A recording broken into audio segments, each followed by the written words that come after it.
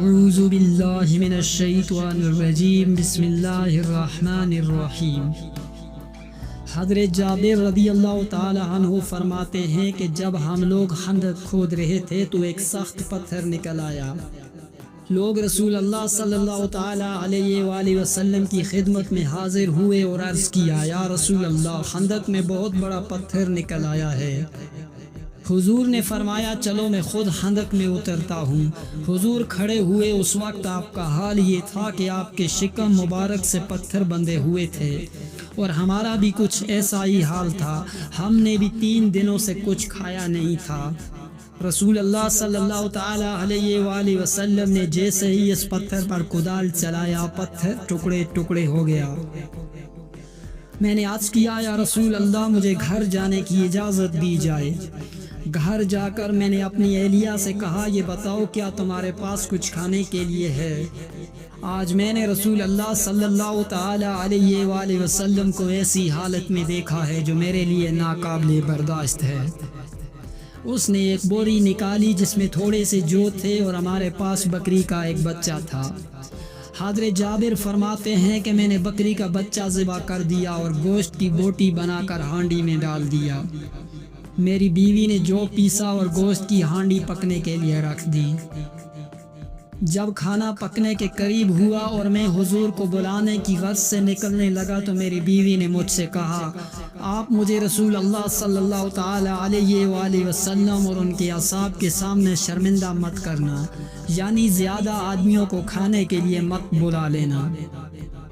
میں رسول اللہ صلی اللہ تعالی علیہ وآلہ وسلم کی خدمت میں حاضر ہوا اور سرگوشی کے انداز میں عرض کیا، یا رسول اللہ، ہم نے آپ کے لیے کھانا تیار کیا ہے، آپ 1-2 صحابہ کرام کو اپنے ساتھ لے کر میرے گھر چلیں۔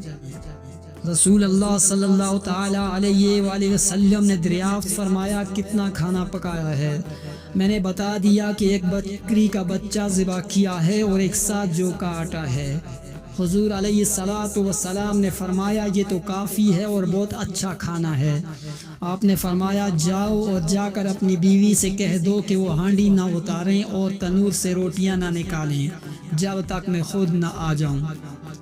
پھر رسول اللہ صلی اللہ تعالی علیہ وآلہ وسلم نے بلند آواز سے فرمایا، اے خندق والو، جابر نے تمہارے لیے ضیافت کا اہتمام کیا ہے، لہٰذا آؤ جابر کے گھر چلیں۔ رسول اللہ صلی اللہ تعالی علیہ وآلہ وسلم نے انصار و مہاجرین کے ساتھ تشریف لے آئے۔ آپ لوگوں کے آگے آگے تھے۔ میری بیوی نے گھبرا کر مجھ سے کہا کہ آپ نے تو میرے ساتھ وہی بات کر دی جس کا مجھے خدشہ تھا۔ میں نے اس سے کہا کہ میں نے حضور سے ویسے ہی عرض کیا جیسا کہ تم نے مجھ سے کہا تھا۔ حضور علیہ الصلوۃ والسلام نے آٹے میں لہاب دہن ڈالا اور برکت کی دعا کی، پھر ہانڈی میں لہاب دہن ڈالا اور برکت کی دعا کی۔ اس کے بعد حضور نے فرمایا کہ کسی ایک روٹی پکانے والی کو اور بلا لو تاکہ وہ میرے سامنے روٹیاں پکائے اور ہانڈی سے گوشت نکال نکال کر دیتی جائے۔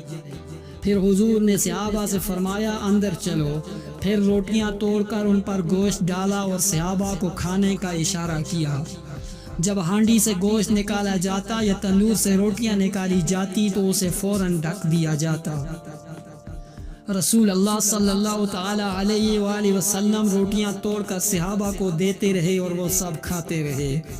جب سارے لوگ کھانا کھا چکے تو حضور نے فرمایا، اے جابر، اب تم بھی کھانا کھا لو اور جن لوگوں کے گھر کھانا بھجوانا ہے ان کے یہاں کھانا بھجوا دو، کیونکہ آج کل لوگوں کو بھوک نے بہت ستایا ہے۔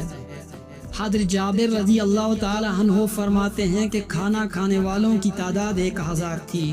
قسم خدا کی سب نے کھانا کھا لیا اور شکم سیر ہو کر کھایا، لیکن پھر بھی کھانا بچ گیا۔